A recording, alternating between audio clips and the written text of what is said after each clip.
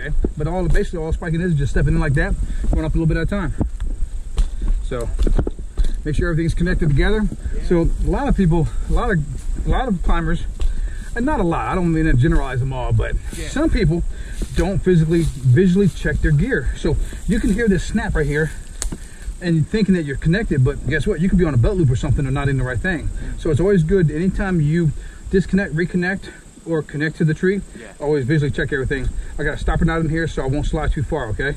Gotcha. So if I'm doing a bad tree, if I'm doing a very dangerous tree or a dead tree, I'll remove this in case the tree wants to break on me. I can swing off, you know, I have a lifeline somewhere else, you know. So I would basically like tie into that tree over there as high as I could, you know, and go as high as I feel comfortable. That way, if this tree were to go, I could just swing off, you know. That is so cool. Yeah. If I don't remove this and that tree starts going on me, I can pull this out and cut it real quick, you know. Gotcha. But obviously, this tree here, I'd have to ride it down because this tree is still good for me to climb on and cut. So I'm not too worried about it. If I come across a piece as I go up and I inspect the tree, if I come across an area that I'm kind of iffy about, then I'll basically just, you know, revamp my plan. You know? I got you. So this is my lifeline right here that I'll set in place, or when I start making cuts with the chainsaw, I'll wrap it around the tree so that way I know I'm tied on. Okay? Gotcha. So that's my lifeline to get down with. Cool. All you don't do is just basically step into the tree, you know, get your spikes in there real good, you know? Step in real good and then just step up a few at a time. So very easy, very simple. Yeah. And then I also like to cut with my lanyard below the limb. That way you're not letting the lanyard fall onto your limb when you're cutting, you know? Yeah. It's below it. So basically, like, you know, this right here, whether you're using a handsaw or a chainsaw, you know, I like my lanyard to be below it, you know? This is much easier to control, so I'm not too worried about tying in with my other line just yet. When I get a little bit higher and I start using the chainsaw, I'll use 2-point connection. But this right here, I can control this easy, you know, the handsaw. Yeah. And I'm not too worried about it. I mean, I can cut all this with my handsaw here. So.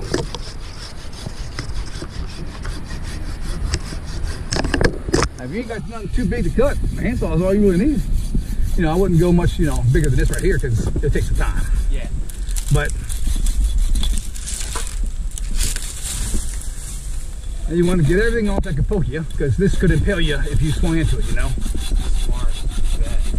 So you want everything flush as best you can get it.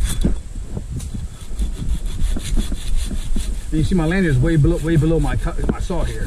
If I was using a chainsaw, I would wrap my lifeline around here and tie in that way. And don't worry, sometimes you can oops and cut your stuff too. Yeah. So a lot of new climbers always try to like get real close to the tree and hold the tree like this. And you can't get your spikes in. You gotta sit back a little bit and get your spikes at an angle. You have to go at an angle. Right. You have to go at an angle. So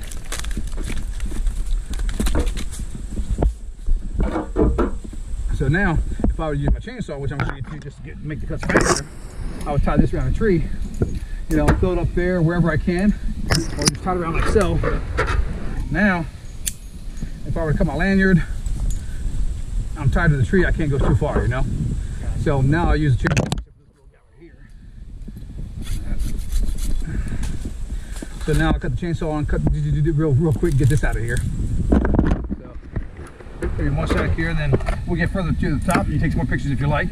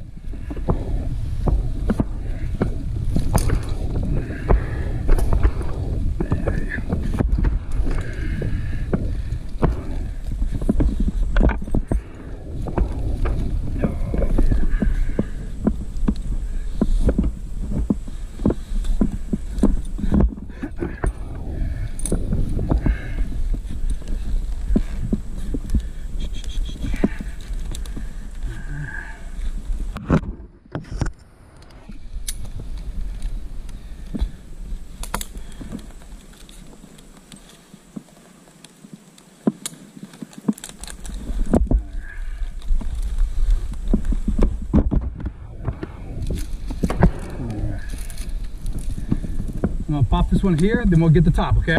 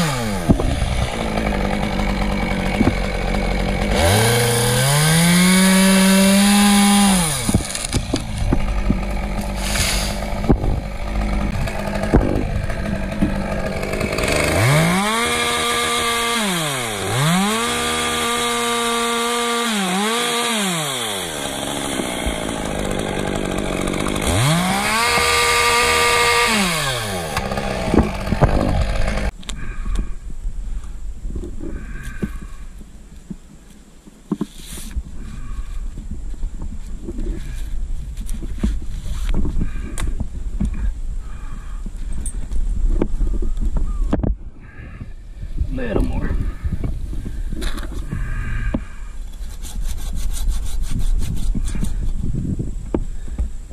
Yeah.